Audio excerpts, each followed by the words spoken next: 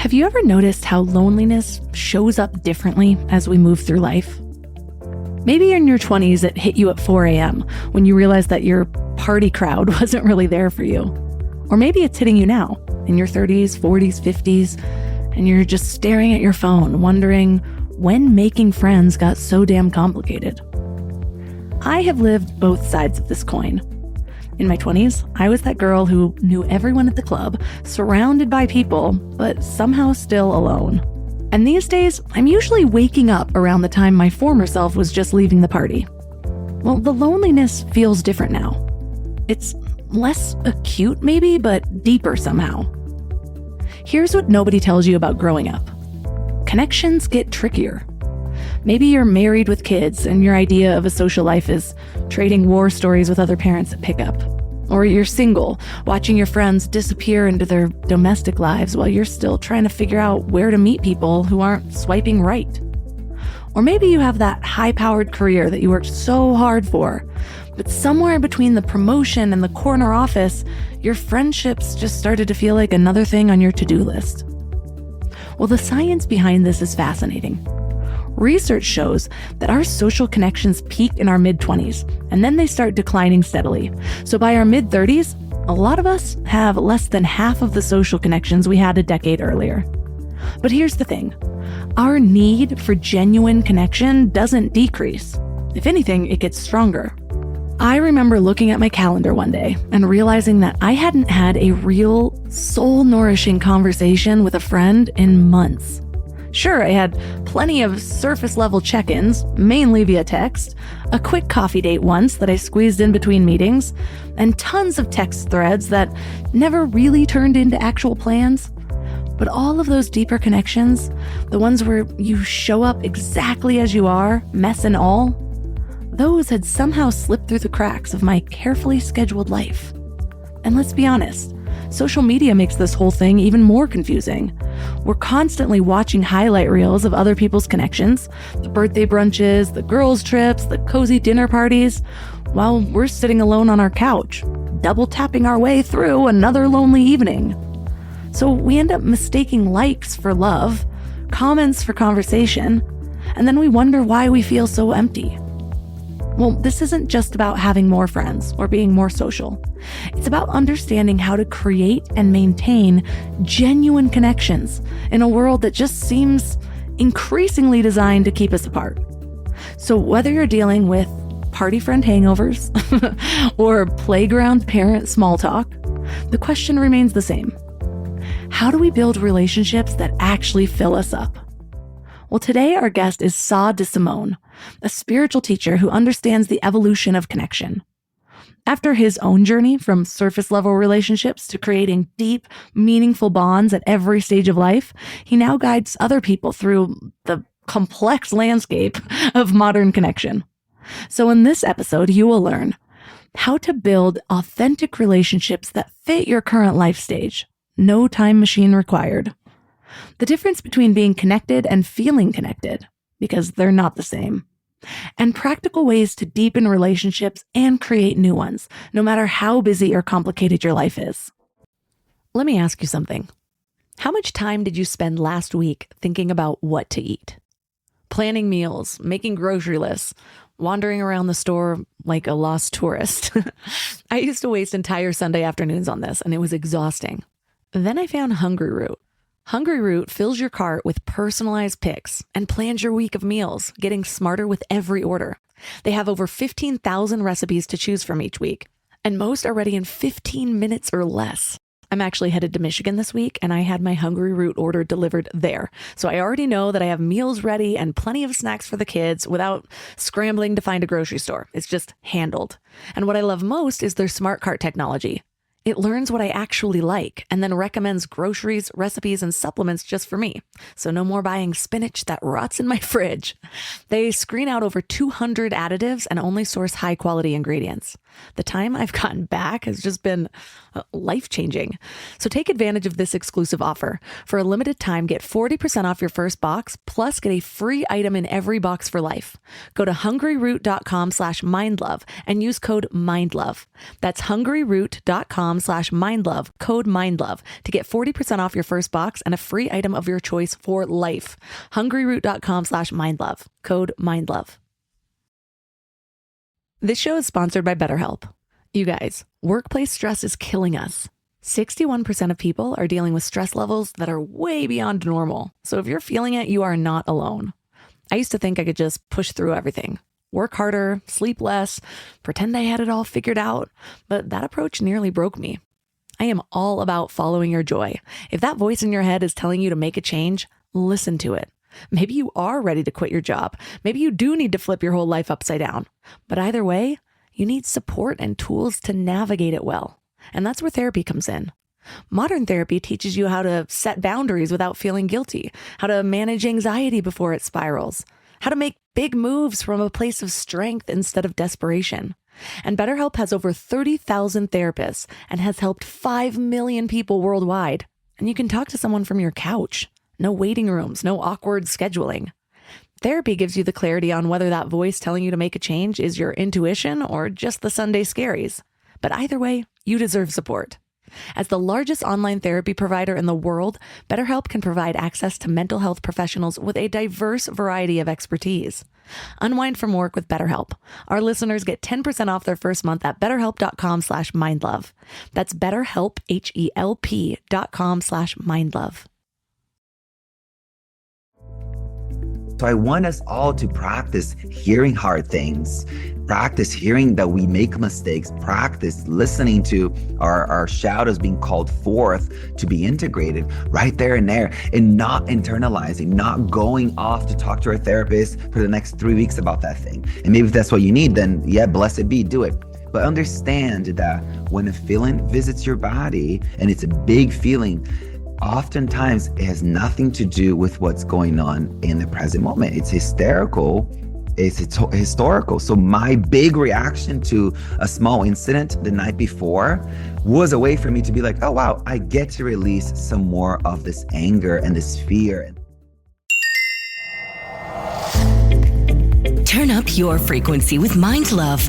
Bite-sized brain hacks for seekers, dreamers, and doers. It's time to give your mind a little love with your host, Melissa Monti.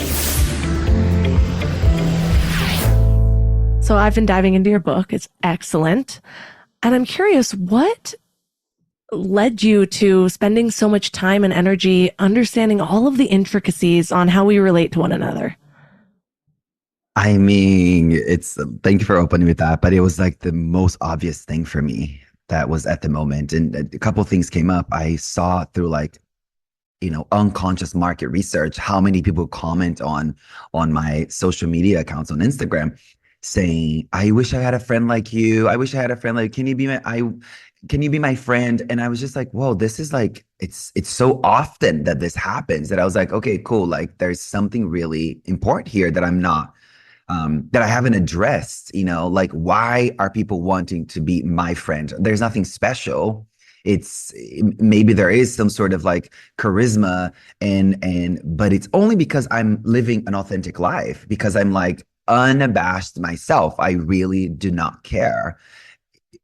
And so that perspective was what and it's not that I don't care. I do care so deeply about helping other people, but I don't care what people think of me, how I look. And, it's just, I think we spend so much of our times trapped in thinking about what other people are thinking about us, that robs us from being in the present moment, robs us from reaching out, robs us from creating art, from exposing ourselves, from being vulnerable, from essentially living an authentic life.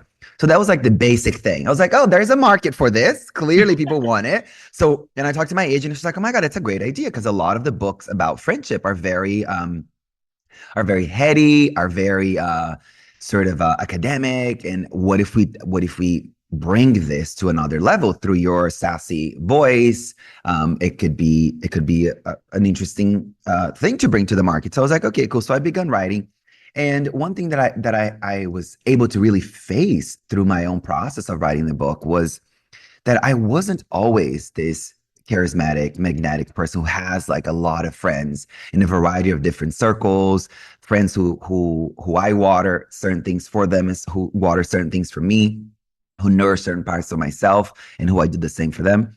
I didn't have this. I wasn't the person that people called when they're going through a hard time. I wasn't the person that people called when they were celebrating a job promotion or their podcast reaching a new level or getting a book deal or whatever, or going on a date. I wasn't someone that people called to say, I'm going on a date. Oh my God. It wasn't that. I was the person that people called to go out and get drunk and high and find God on the dance floor. There's something beautiful about that too.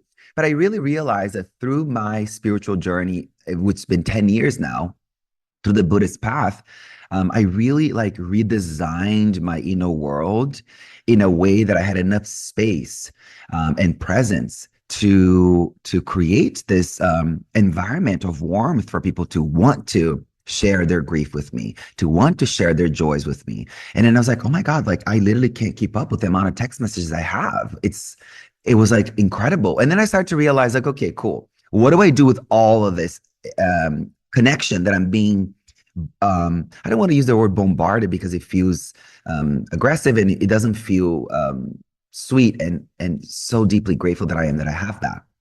But I felt overwhelmed by the amount of connection that I was receiving. And then I started to look at the Dunbar research, which I quote in the book, about the kinds of friendships that we have and the amount of people that we can cognitively have in our lives and who should be closer, who should be a little further, who should be even further out. We can dive into this a little later. And so that was another thing that I was like, oh, interesting. And then what became really telling for me, Melissa, was when my mother died, I had friends flying from across the world to be with me. I had friends flying across the country. I had friends canceling their plans to just sit with me and not try to repair, resolve, heal, nothing. They just sat quietly next to me, made chicken soup, cleaned my bathroom, folded the laundry, did the dishes, brought the kombucha, brought the chocolate, bought the cigarettes, whatever it was necessary in that moment to meet the moment for what it was, not for what they wanted to be because they were uncomfortable. I think that's a big piece of it. And then, so that's on the relationality aspect. And then as I started to dive in and talk to these experts, scientists, and all kinds of academic powerhouses, from Dr. Rachel Wuzerman to Dr. Lisa Miller and all these amazing people, what I realized was that friendship is a vital need. It's a biological, psychological, and spiritual need. It's the same that we have for the need for water, the need for rest, the need for food. It's just we are wired through the destructive tendencies of modernity and capitalistic culture of produce, to run away from our bodies and not feel that need as a vital nutrient for our wellness, And then the last piece I'm going to say is, so we have that, and then now taking sort of to the esoteric realm, to the spiritual realm, there's a lot of talk in the vernacular that you can only become fully healed or enlightened or liberated by yourself, that this work is a solo trip, that you have to, sit by yourself, do the work on your own, cancel people, give people put up these solid boundaries, protect your peace. A lot of the vernacular is around protect your peace. But what I have realized through my own personal liberation process, and also what I've realized through studying with these great teachers, is that liberation in itself is a relational experience, that you can't become utterly healed or free or experience these samadhi-like states individually, that it just doesn't happen from your side independently of everyone else and everything else, because we are not that. It goes against the reality that we are interdependent, that we are a plural, that we are a relationship, And so I really make the point for people to realize that in order for you to develop your peace, yes, dip into your peace by yourself. Dip into your peace in the silence of your home. Bask in it, luxuriate in it. And then does it translate to the elevator when you are with strangers? Does it translate to the coffee shop? Does it translate to the supermarket? Does it translate to your coworkers? Does it translate to your mother-in-law?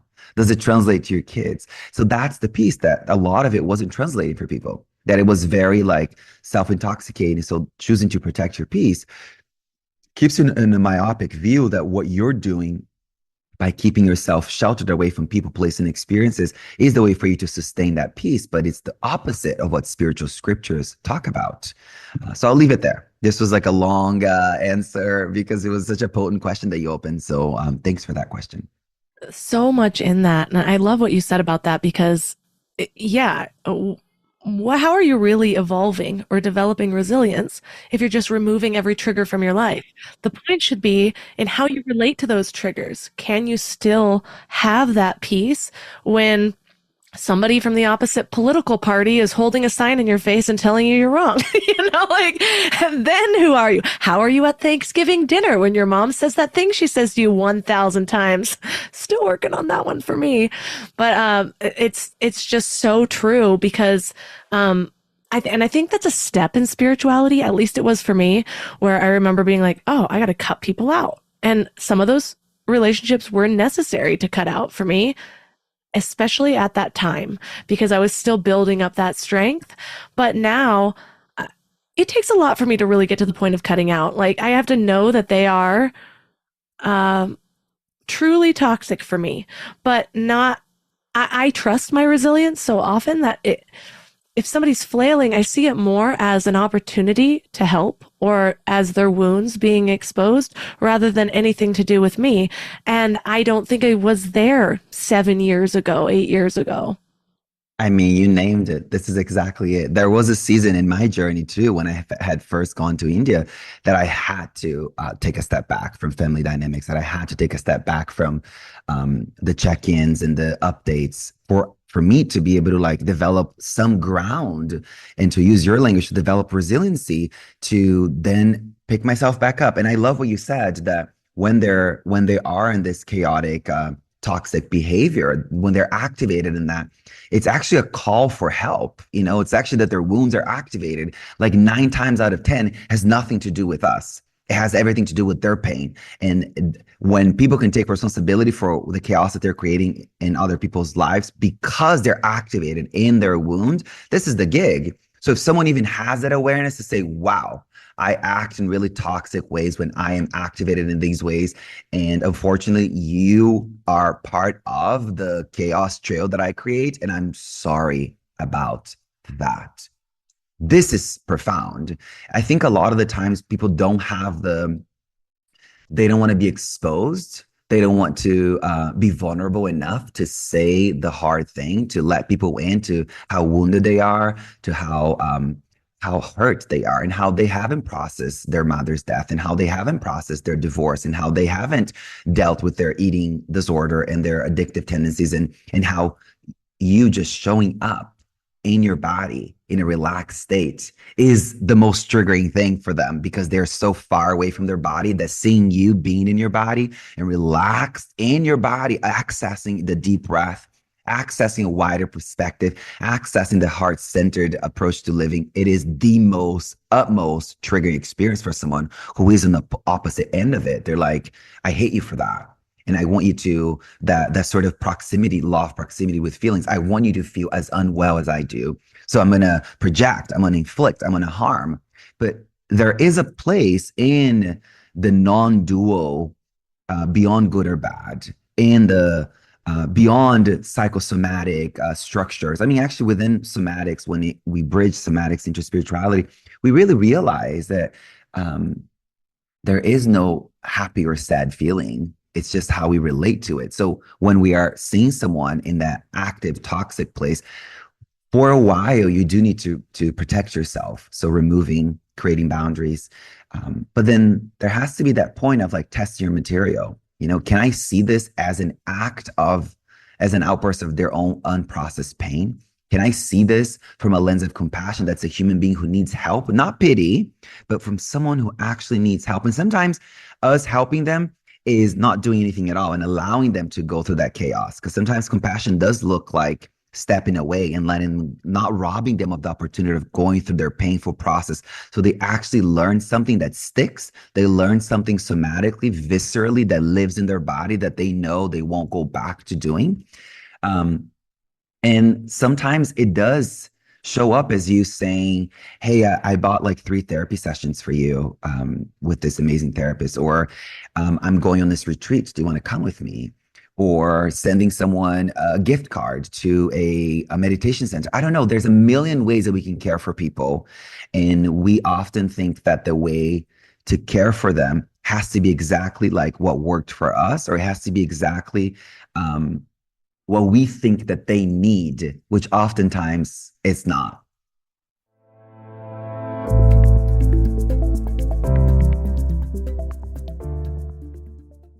It reminds me of something you said earlier around people meeting you where what you needed. Like maybe that was buying the cigarettes.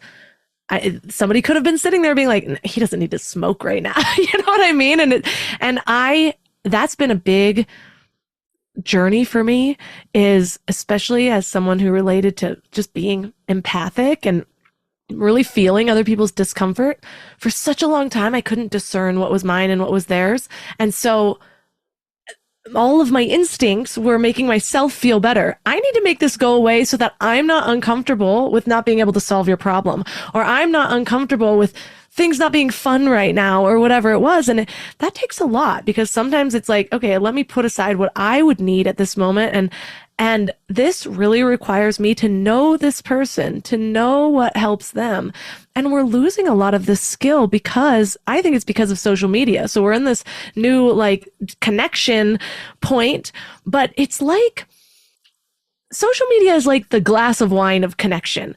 Sure, if you're feeling emotional or you like have a stressful day, you can have a glass of wine and forget about it, but it's not actually getting to the root of anything. And the same thing with social media. We're like, actually, let me just join a new Facebook group of people who all think like me. Let me just block this person. Let me not feel this one-on-one connection with this person because it's through a screen. And so we're amplifying our egos in a sense versus actually connecting with each other one-on-one. And so I think many of us, without that awareness, are losing that ability to really feel and sense what the other person actually needs. Mm-hmm. That's so beautiful. I'm so glad you brought this in, because I feel like I've built this beautiful career because of social media and content going viral, and people from all over the world benefiting, and having strangers at the grocery store, at the gas station say, oh my God, your work really changed my life. Thank you so much. So from that perspective, I'm so grateful that we have that. And when it really comes down to it, social media is atrophying our muscle for connection. Social media is severing our ability to connect with people. We don't know how to do human. We don't know how to do presence, to be in our bodies, to feel our feelings. We are so habituated to distract. And then my friend Shannon Algio, an incredible therapist, says with the swipe up, with the swipe left culture, swipe left if you don't like them, swipe right if you do. Like we're undermining the toxicity that has in our psyche, in our bodies, in our souls, of like swiping people left.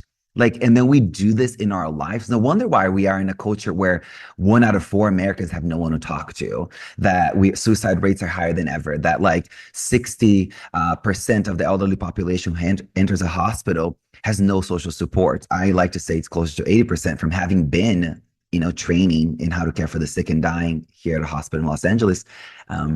It's much higher than 60%. We're close to 80%. Like literally, it's absurd how far removed we are from connection. And it's interesting for them, the elderly population who are into the hospital now and not having connection, I think their problems are different than ours. But for us, right, the listeners to the show, perhaps right now, maybe late 20s to maybe your early 40s, I think we are in this window of opportunity to really check in with our relationship with social media and technology, because you're right, it is connecting us and it is helping us see atrocities across the world, and it is helping us to get to know an artist in Berlin and a dancer in Singapore. Like, yeah, cool. I love that. That's amazing. And music coming from Morocco, and Brazilian dances on the street, and food from different parts of, like, from that, it's wonderful, right? Because in the past it would be a luxury for only the wealthy who had access to travel, or people who had access to books that can talk about it. So from that perspective, it's wonderful. But to me, with a somatic lens, it is insane how far away from being in our bodies we are. We're living in the past, we're living in the future,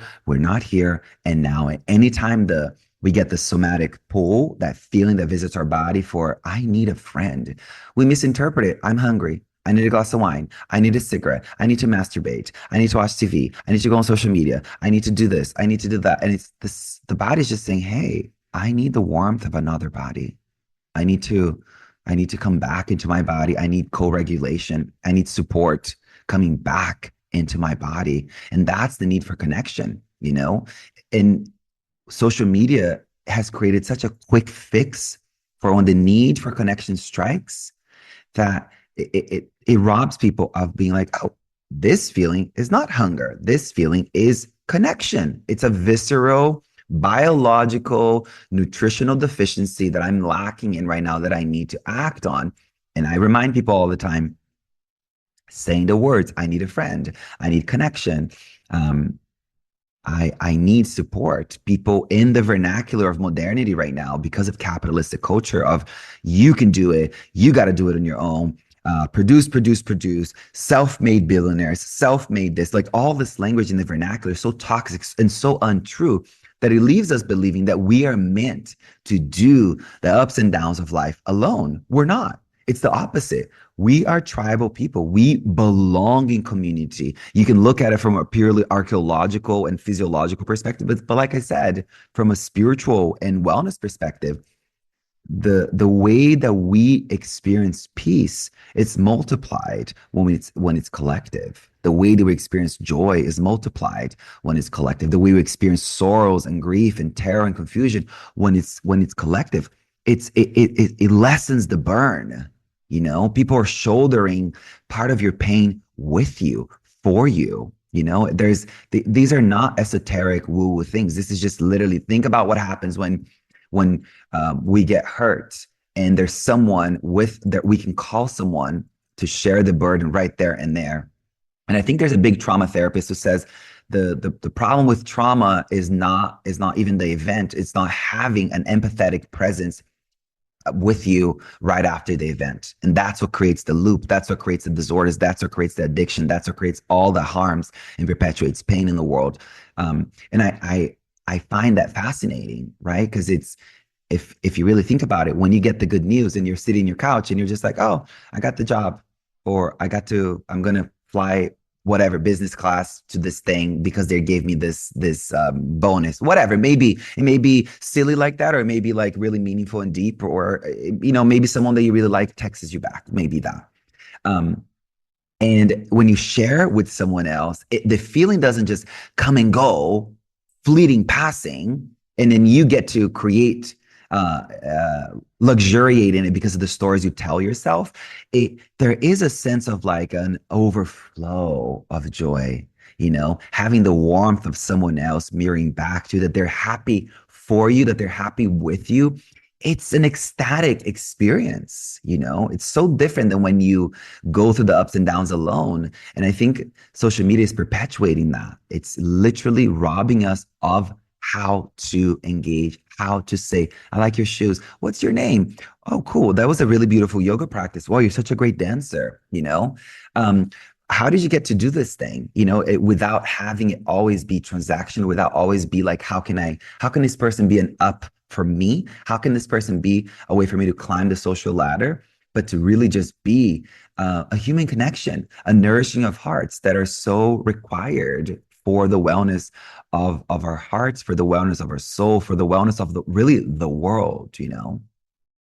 Yeah, social media, we need to bucket it into a different category, like entertainment or research, or like bucket it into the same thing that you would The Sims if you play something like that, because it's all these fake versions of it, or very surface level versions of connection.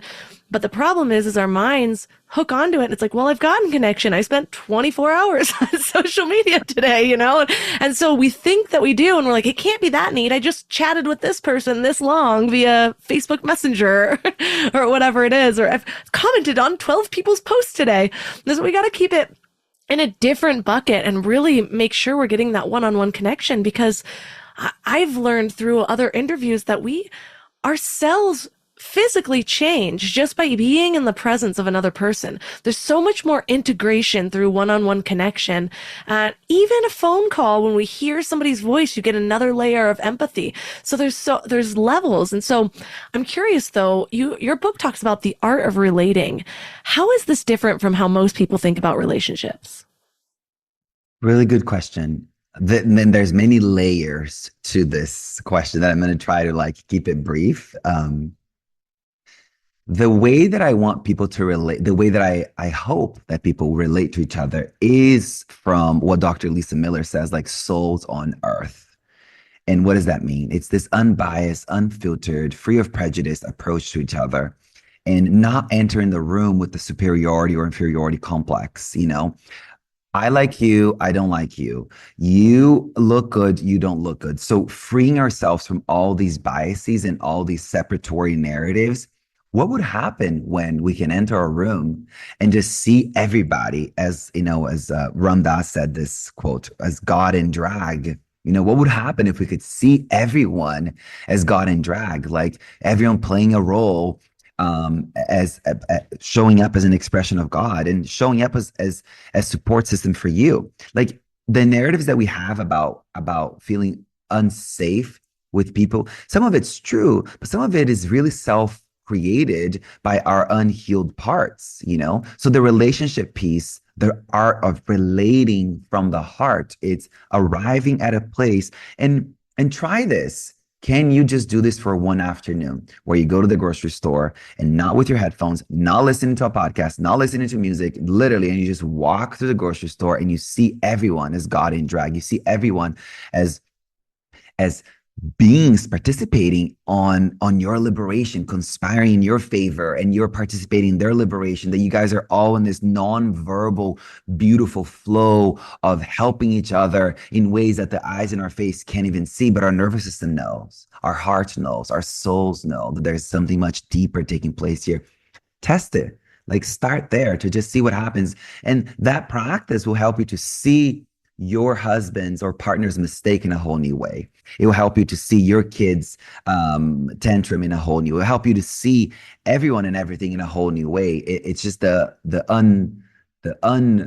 unsocializing ourselves from these narratives of separation. It's really important. And the truth is, it really starts with you learning to feel your feelings, learning to be in your body, learning to feel what you feel when you feel. I feel like when I say this to people, it feels like a foreign language to them. They don't know how to name what they feel when they feel. They don't know how to speak about their feelings in a neutral way. They don't know how to say, this feels warm, this feels prickly, this feels heavy, this feels like it's moving, this feels like it's this or that. Like there's no neutrality to the felt sense. So I do bring in a lot of somatic, Buddhist somatic understanding into the book, because it's what freed me to be able to relate to people without feeling the need to impose or pull back or control, to really like navigate conflict in another way, because I am realizing that no one can put a feeling inside of me. And yes, through empathy, we can feel with each other, but the residue of an empathetic resonance is yours. Like if someone else's chaos makes you feel chaotic because of this empathetic resonance, and it leaves you feeling chaotic after they've left your presence, it's your chaos. That's your responsibility to deal with. And then it's about you bridging that to a compassionate state. What do I need to come back into my body? What do I need to let go of these feelings? What do I need to participate in helping myself? So I want to name that relating from the heart requires you to, step one, learn to feel your feelings. Learn to feel your feelings in a neutral way, that this is not good or bad or happy or sad. They're just passing sensations. And then this is kind of like the more harder piece to it, is understanding that like feelings not necessarily are messengers, especially for our minds that are so polluted with so much someone else's information, somebody else's pain, somebody else's joy, somebody else's success. We're so polluted with the world that oftentimes our narratives that we have around how we feel are based on how someone else's thoughts about that kind of state. So it's really hard for us to be able to feel that this feeling is a messenger to act in this way and do something in that way. So step one to relating from the heart. And I know this is hard to hear, but if you really realize that perhaps if you're listening to every feeling as a messenger, it's gotten you to a place where you aren't so happy, then maybe what I'm saying right now could hold some truth for you.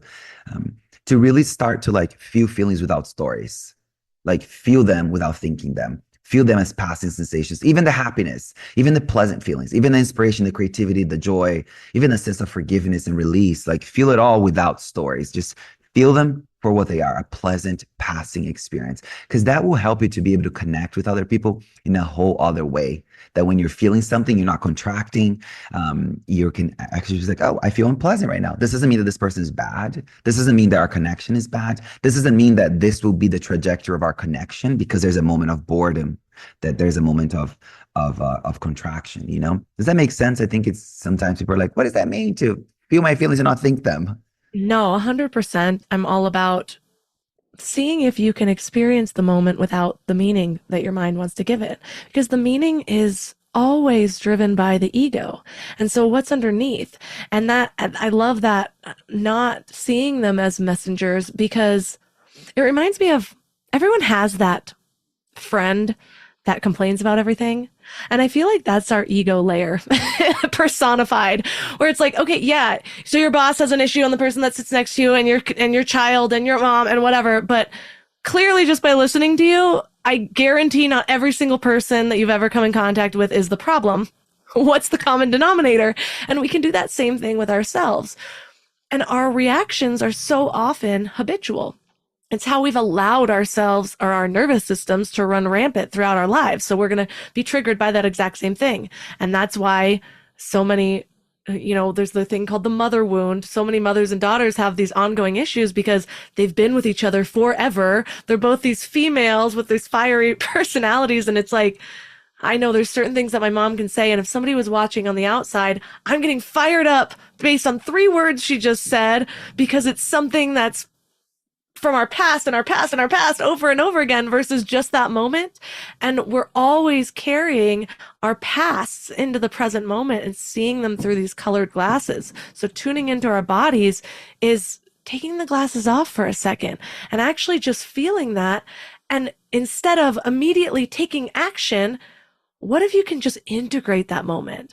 What if you can trust your body to release that and let the mood pass in 30 to 90 seconds instead of creating that story around it to keep it going into depression, into mania, into whatever ongoing disposition that we're creating for ourselves, which then ends up making up our entire personalities. So I think I was following you.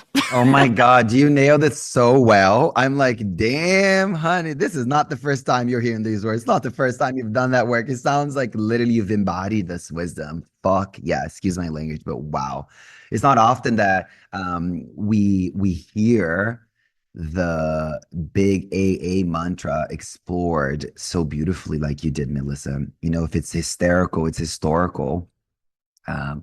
You did it so beautifully without even saying it, that like so often our explosive reactions to small things in life, we are so driven to find someone to place blame on. We're so driven to stay in a victim story. And it's true, sometimes there is someone to blame. And it's true, sometimes we are the victim. All of us perhaps listening have been, and I think every human will at some point be the victim of something awful. And then it's a matter of like, what do we do with it? What do we do? How are we willing to move forward? And 2 things are coming to mind. One, that I didn't say earlier, but if you really think about all the wounds we have, all that sort of haunts us, or all the self-harm that we have active in our own lives, all the self-destructive tendencies we have, they're all byproducts of something that happened relationally. It's all something that you didn't start harming yourself by yourself. It was because of that bully. It was because of mommy said this or daddy did that or the ex-boyfriend or this. Like we don't start self-destructive behaviors, even self-destructive thinking by ourselves. It doesn't originate independent of everyone else and everything else. It's all relational. So understanding that it happens in relationship, the wound, and it can only be healed in a context of relationship. So it goes back to what we started addressing earlier on. But I want to name, the whisper was telling me to say this, so I'm saying it. But one thing that I want to name out if it's hysterical, it's historical. Some things, and now this is the Buddhist in me, so hold, but there's also all the research about transgenerational trauma, how trauma links through chemistry. So perhaps there's a lot of weaving of esoteric wisdom with science that we can all be like, okay, cool. Maybe it's not about finding the first time you're angry. Maybe it's not about finding the first time you're rejected. Maybe it's not about finding why I feel the way I feel. Maybe it's enough to just feel what you feel in the here and now and know that it doesn't match the context of reality, and that's okay. And stop looking for it to match the context of reality, because your mind is so profound, so creative that it will find ways to muster up fake evidence to show you why you should be feeling the way you're feeling. But in reality, the coffee was just warm, not hot enough. And now you're a rage monster because of it. Or your mother didn't get out of the house 5 minutes early like you asked her to, or your partner or your kid. And then all of a sudden you've turned into this like monster like creature. Through the Buddhist lens, we say there's no reason to look for why I feel the way I feel, but always look for how can I come back into my body? How could I let this go? How could I soften my heart? How could I be an active participant in the present moment? And oftentimes with the why thinking, which is kind of like within the therapeutical model of trying to find why, to find new perspective, and there's room for that. But I find that it can perpetuate stories instead of presence, can perpetuate stories instead of mind-body connection, instead of feeling the feelings in the body. So, through the Buddhist perspective, we say your anger predates you. Your frustration, your despair, your dread predates you. Like, it didn't start with you. And it's your job right now, because you are in this body, you are this expression of consciousness in this moment. It's your job to work with it, to let it go, to process it through you. And then there's something beautiful. This is more on the esoteric side, but it's like, what if you're processing the anger that your grandmother didn't get to say no to the abuser? What if you're processing this anger in your body right now is all these women in your lineage who all were hurt by various reasons, and they didn't get to address, but you get to do it. And if you choose to stay in your body when the anger strikes and not act in unconscious ways, what if you're actually doing something that's beyond just you? What if for everyone, addressing oppressed women, because I think it's so much of our pain comes from that. Oppressed in our lineage, right? And so this is like so beautiful that we get to I get to participate in healing my ancestors. I get to participate in not bringing this forward into my kids' lives, into my offspring, into the world in general. So oftentimes, how we relate to an experience has very little to do with the experience itself, because we're constantly bringing the past into the present. And unless we have this openness to be able to feel our feelings when we feel them, we're going to continuously be allowing the stores of the past have power over present. So we're never going to be able to see the poetry in the here and now. We're never going to be able to see the opportunities in the here and now. Think about two people walking down the streets. One who's holding on to their anger, who's holding on to their story so tight and trying to find why, and they're in a loop. Why? Who to blame? I'm the victim. Da, da, da. And someone else was just like, yeah, cool. I allow you to come. I allow you to go. Thanks for visiting. I permit you to pass, right? With that kind of relationship to their feelings. Two people are going to walk the same street and see things completely different. One person's going to see beautiful, inspiring, perhaps even empowering experiences in that same street. And that person's going to be like, oh my God, this sucks. So, yeah. I'm glad you brought that up, because I just relate so much. And a huge part of my understanding of myself was going back to, when did this first happen? And why do I feel this way? Have I always carried this thread of loneliness? Why, and I thought it was helpful. And also I thought that I was able to do it from a higher mindset of like a lot of things went back to my mom, because I'm an only child, and it was me and her for a long time until she had my stepdad, and then whatever. And so there's these key moments of moving around a lot, this thing that she said to me that made me feel less important, this thing, because she was my constant. So of course, a lot of those things were going to be back to her. And I thought that I was able to do it in this mindset of, I'm not blaming you because I still love you. I just want to understand myself. But it became almost impossible for me to untangle. And in moments of emotion, for me not to be like, yeah, but you did this. So I wish it could have been like this. And all of these other things when I was in a different emotional state. Sure, I could do it while I'm writing in my workbook, like in this higher state of mind after a meditation. But when it came to these moments of like actually feeling like I wasn't important to her, all of a sudden it was all of our history or something like that. And it was almost impossible not to blame.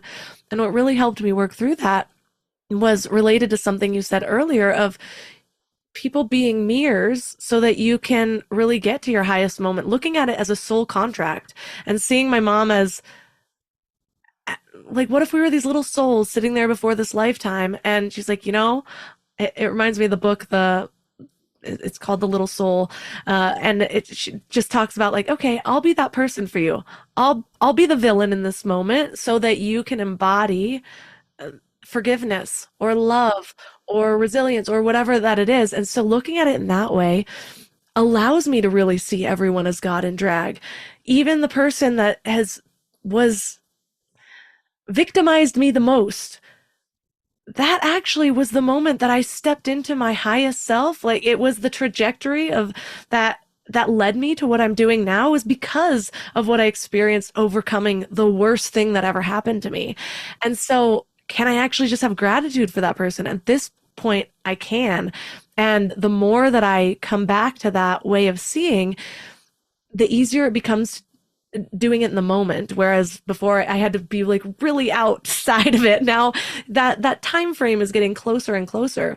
And it reminds me of something that you say in your book, because so many people believe that good relationships should be effortless, but you think this is harmful. And I think this also goes back to us, 100 years ago, we only had the 30 people around us and in our village and in our family. So, if Uncle John was creepy and weird, you just kind of learn to accept Uncle John. I think this is why my grandma is so good at accepting people as they are. Whereas now we're like, well, I got 1,000 people on my friends list. I don't need you. So we're more quickly swiping left on people that could be a core part of our lives, that could be just trying to reflect back some of our deepest wounds. Mm-hmm. Hey, I just want to applaud you. You're so wise. You really have done the work in a beautiful way.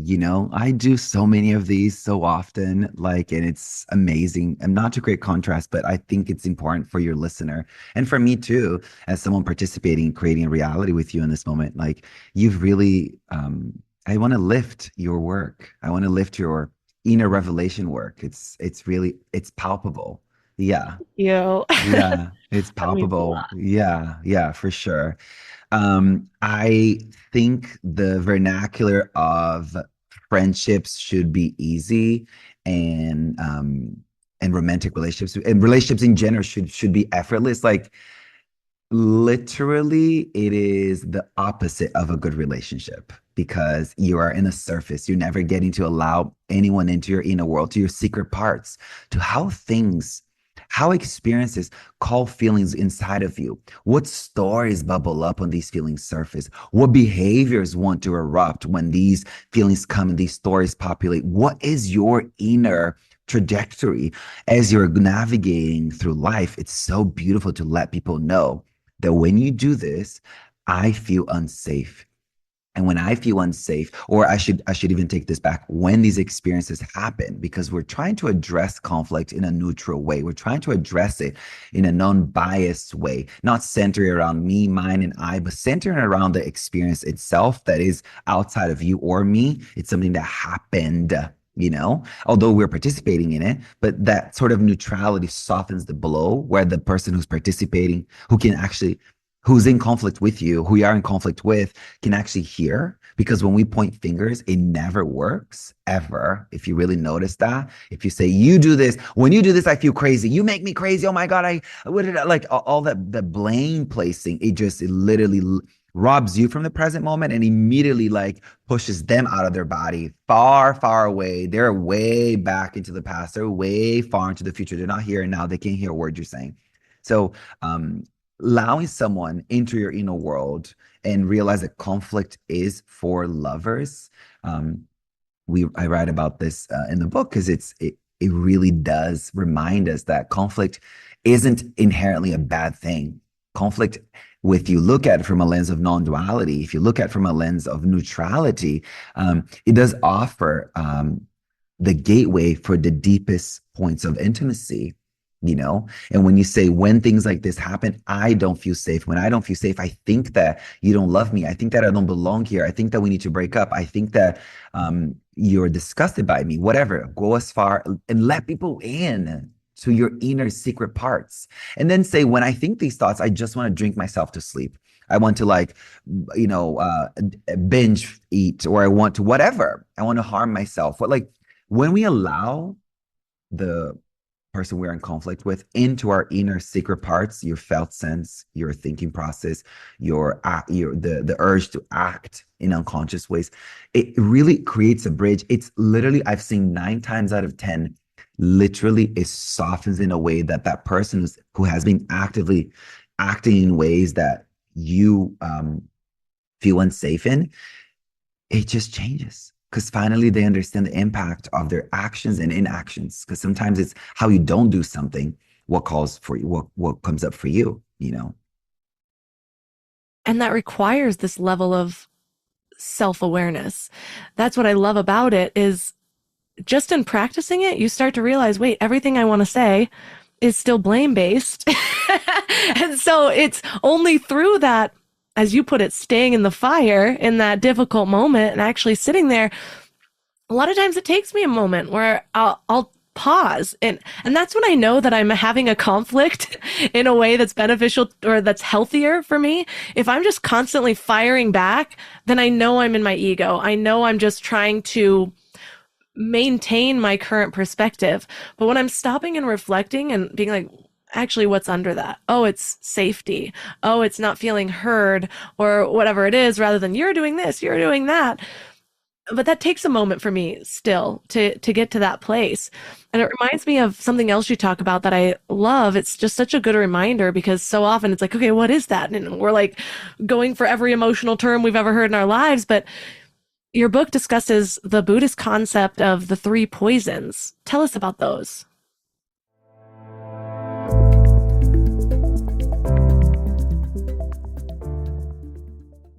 Your book discusses the Buddhist concept of the 3 poisons. Tell us about those. Before I tell you about that, can I share a little story? Of course. Because I'm saying we're talking about from the perspective of someone created an experience of harm that we are part of. So now I'm hurt because of it. But what about when we are the one who caused the mistake? What about when we are the one who operated in an unconscious way? I'm going to give you an example. I went on a second date with someone yesterday, and he said that on our first date, something I said to him caused him to feel some type of way. And I wasn't in my body enough to notice that he had shut down. And we carried on, fine. But then yesterday at dinner, he brought it up. He was like, "Hey, when this thing happened, I didn't feel good, and I kept, moving through the motions because I felt the need to just keep being cute about it, something like that." And as I'm listening to this, I was like, oh, in my mind, it's a second date. I could have just said, you know what? F you. This is your interpretation. It doesn't matter. Whatever. Da da da da. You interpreted what I said in a wrong way. Your feelings got hurt because of your unprocessed father wound, mother wound, whatever. We could have gone into the whole psychobabble about why someone acted in whatever. You get my point. But I chose to put my fork down, take a sip of water, trace the feeling in my body that I was feeling, like rejection, hurt, the need to run, the need to close away, the need to say, I don't want to be next to you. You're bad. You're bad. That was something that was coming up. And then as I brought my awareness to my body, it was in my belly. It was this big prickly ball. And I held eye contact with him while bringing awareness into my body. And then just by bringing gentle warmth to that prickly ball that was hot and cold at the same time to my body, that thing started to move and it passed out of my body. So my gaze softened, my shoulders relaxed, my heart was open again. I can finally taste the food, because when we are in that frazzled state, it's all metallic tasting or tastes nothing. And then I was able to respond in a way that was honest, that was aware that I had spoken and acted in a moment of not being in my body, of being unconscious, of being disconnected, and in a self-serving way. And from that point, the dinner was incredible. The connections gotten so deep. One may say, "Oh, second date, a first date, if it's not happy, giggle, playful, fun, or connection, and it's just this beautiful thing, it's not the right person for you." I want to invite you to like make mistakes and address the mistakes, address the unfelt feeling, address what comes up for you, sit with it, be in the fire, and then notice what happens. Like the connection is now like 10 times, 10x because of the fact that we sat through a moment of fiery exploration together. And we both came out learning about each other and learning about how to relate to each other's wounds, because it will continue to happen until we're Buddhas. It will continue to happen. So I just wanted to bring that into the mix because it's so hard to hear when we make mistakes, someone calling us in, not calling us out, calling us back into our bodies. It's really hard. We shut down. In the vernacular of psycho-spiritual somatic, it's so much about like what people did to us and so little about like what we done to other people, how we hurt, how we act in unconscious, harmful, unskillful, small or big ways. But if we can learn to be with it, the person, maybe they just need you to acknowledge how they feel, and acknowledge that the experience isn't something that's beneficial for anybody, that you were in an unconscious place. Does that make sense? Totally. I'm actually flashing back to multiple times over the years. Especially, I think it's sometimes it's more difficult in a way now because I've done so much work that I hope that I get to a point where I'm not not necessarily offending people, because I know just by nature you offend, but not acting unconsciously to hurt somebody in a different way. Something happened to me, or not to me. I did something to somebody last year. We were at this party, and it was like this gift exchange thing, and there was notebooks. That was one of the gifts. And this joke came up. This one girl goes, "I have the worst handwriting, blah, blah, blah." Oh, because we were trying to pick who saw the names. It's like, well, whose name is this? She's like, "Sorry, my handwriting's so bad." So it became this ongoing joke throughout the night. And then she got the notebook and she's like, "Oh, I got the notebook. And I'm the one who can't write," or something like that. And I like added onto the joke. And I was like, "Well, you can practice your letters. A, B." And I just thought I was like adding to the joke. And she was like, "Shots fired," and got very offended. And I felt so bad because from my past, my family's jokesters, and it's just one of the things in our family. It doesn't matter who the butt of the joke is. Like if it's the joke comes before the person at any time in our family. So it took me until my like late 20s to really understand that. I remember going to college and being like, why is everyone so thin skinned? Like, I don't understand. It's the joke, And so I've really consciously worked myself out of that. And so when this happened, I immediately like went and apologized. I actually still don't think things are totally clear. And I just saw her at a party the other day, and I came home to my husband. I was like, I just regret that so much. Like, it feels like such a wound to me because I really want to be a person that moves out of that. And in that moment, it was just the joke. And so I can feel myself constantly justifying, well, it wasn't that bad. Everyone was making jokes. I don't get it, instead of just being like, okay, I need to let this go and just be. as good of a friend as I can from here on out. But it's harder now than it was 15 years ago when I just pass it off and be like, whatever, like it was just a joke. I don't, and I could just kind of ignore it and them be the problem versus me. And now I internalize it quite deeply. hmm And that's also so beautiful about, I think, a reflection of you, Melissa, and your work and your sensibility and your empathy and your compassion, And I want to just like emphasize a little bit of like you having self-awareness that the joke didn't land and how it was hurtful for somebody. And to still with outside of the context of what you shared, but to really realize in the context of what I was saying, like I was caught off guard that I had made a mistake. I was literally shocked. Like we had just arrived at dinner. We're talking about sweet things and it's lovely and sweet. And then this popped up and I was like, ooh, I don't know. And the initial thoughts is like, oh, I don't like you anymore. Bye. I need to leave. I'm going to just do an exit. And to notice that when we get called in, when we have someone be like, hey, what you did there wasn't cool. It didn't work. Remember, there is a way of addressing it without blame, but sometimes because the vernacular is so socialized to place blame, and in this context, I was the one who acted unconsciously, and the languaging there was soft too. There was some gentleness to it. So it wasn't me on blast. It was like, I didn't say anything in the moment, so I'm taking my part in it. So it softened, right? Instead of me being the sole proprietor of the blame, it was shared. But it was hard to hear. So I want us all to practice hearing hard things, practice hearing that we make mistakes, practice listening to our shadows being called forth to be integrated right there and there, and not internalizing, not going off to talk to our therapist for the next 3 weeks about that thing. And maybe if that's what you need, then yeah, blessed be, do it. But understand that when a feeling visits your body and it's a big feeling, oftentimes it has nothing to do with what's going on in the present moment. It's hysterical.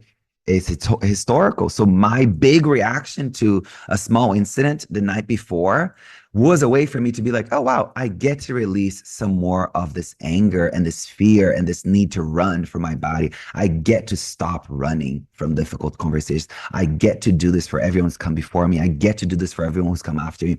I get to stay here at dinner. I get to take a deep breath and track the sensations in my body as they surface. I get to let go. That is so profound. And it's interesting. You and I can talk about this because we both practice feeling our feelings when they surface. But for the people who are listening, it sounds poetic and cute, but it will never land. I want to be really honest until you actually stop and you do it in the moment. That you don't say, "Oh, I'm gonna feel this a little later," or like you run away. I've noticed this in the hospital when I was doing my clinical training. A patient would have died in the ICU, and I've just offered a prayer or a ritual or whatever it may be to the patients over the patient's body with the patient's family, and then part of the chaplain work is to check in with the staff. And I'm like, how are you feeling? That patient's been here for a while, like you develop a connection with them. I'm fine. I'm going to go check on, 32, 41, whatever, maybe.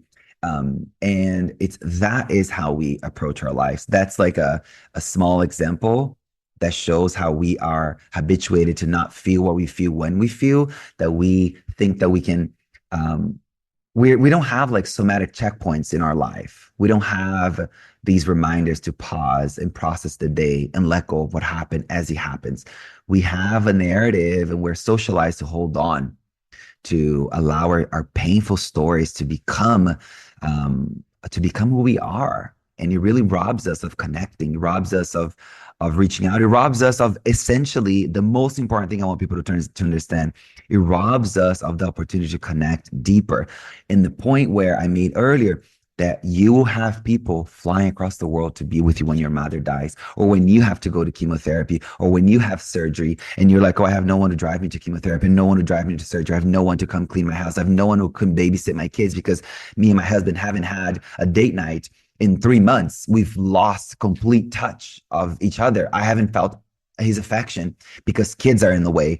I don't have anyone to babysit. Like all these layers are on the way because from what I've understood, our inability to feel what we feel when we feel, and the stories that populate because of that process that doesn't happen. That's happening, but we hold ourselves back from experiencing, and then we get rigid.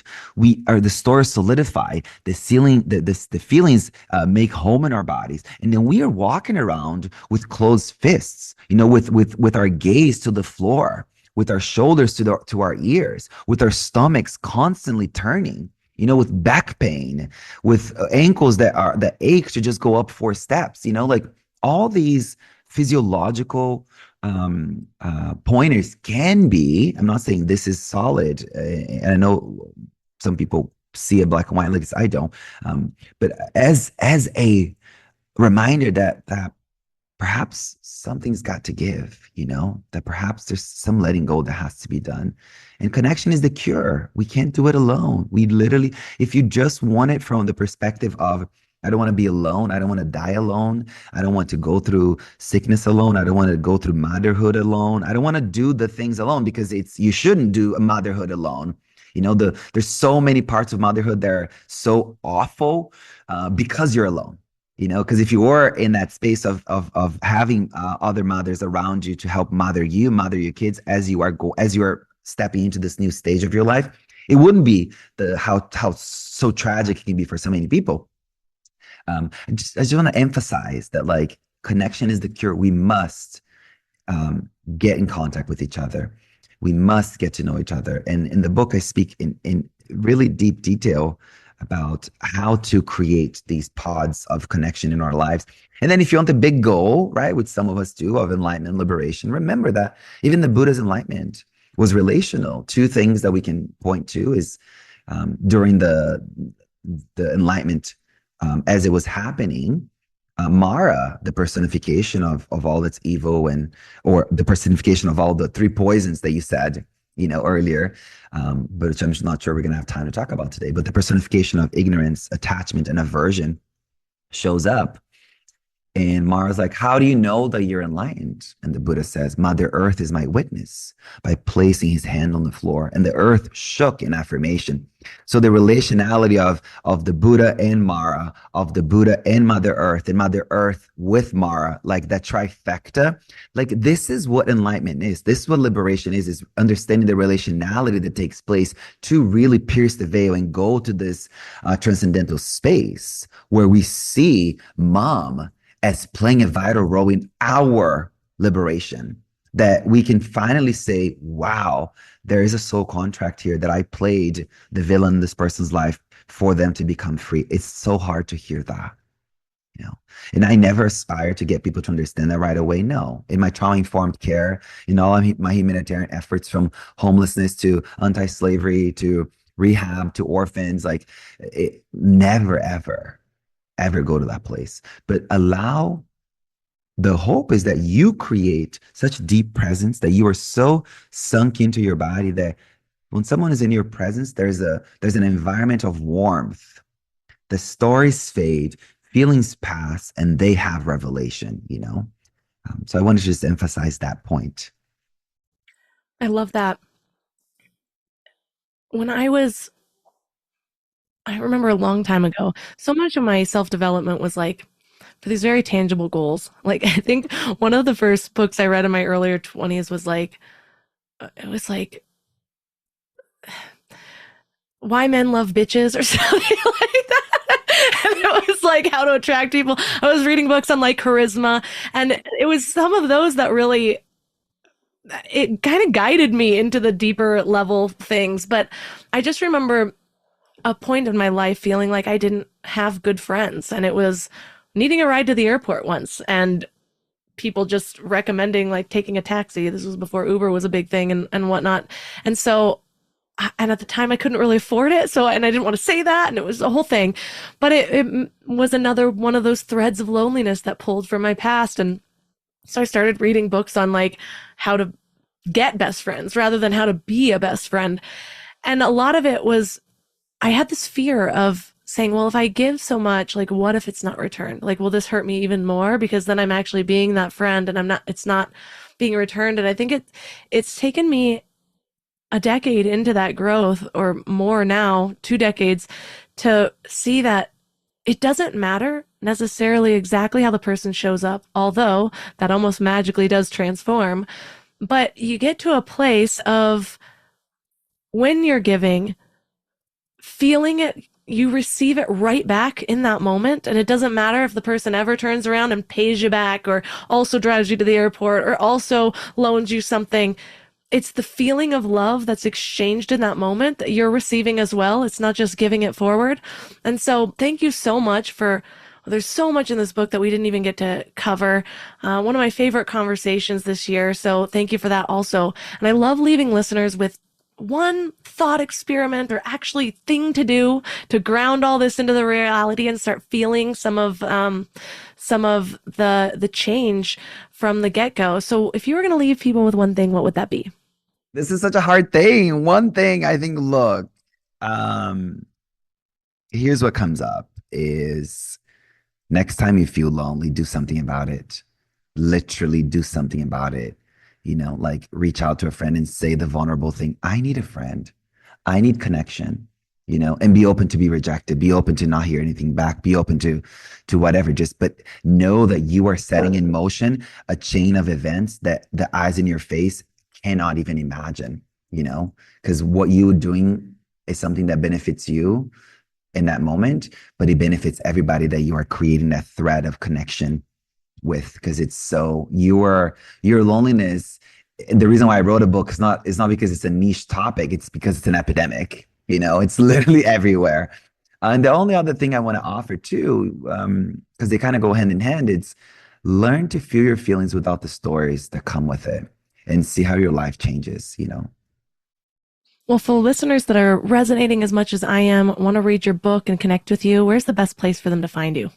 Social media. We talked about get off social media, but unfortunately, it's the place to go.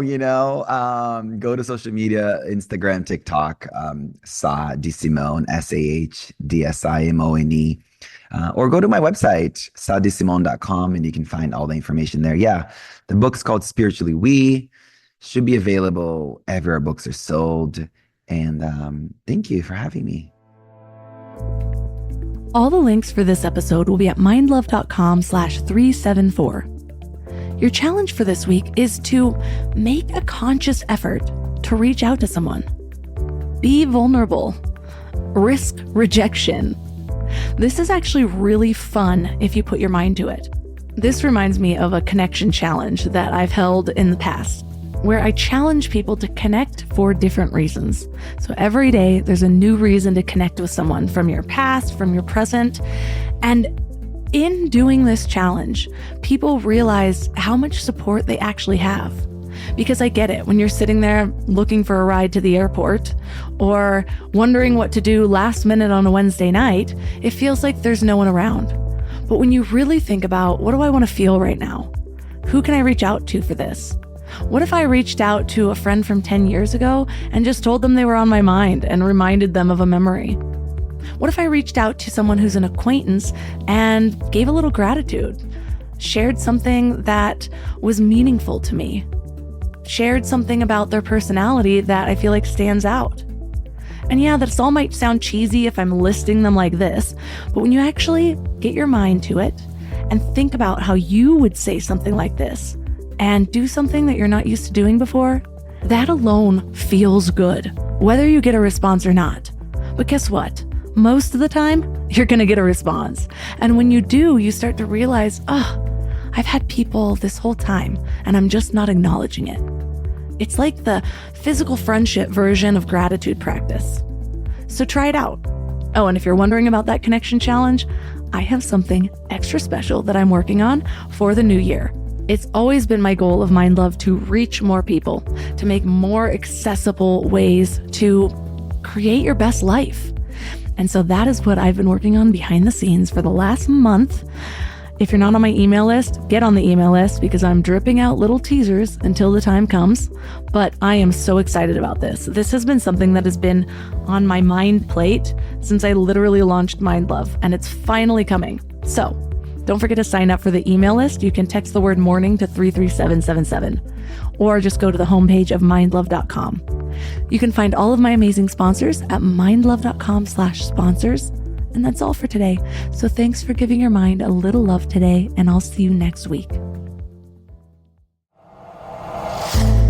Thanks for tuning into Your Higher Frequency with Mind Love. Head to mindlove.com for a free gift to keep your vibes up until next week.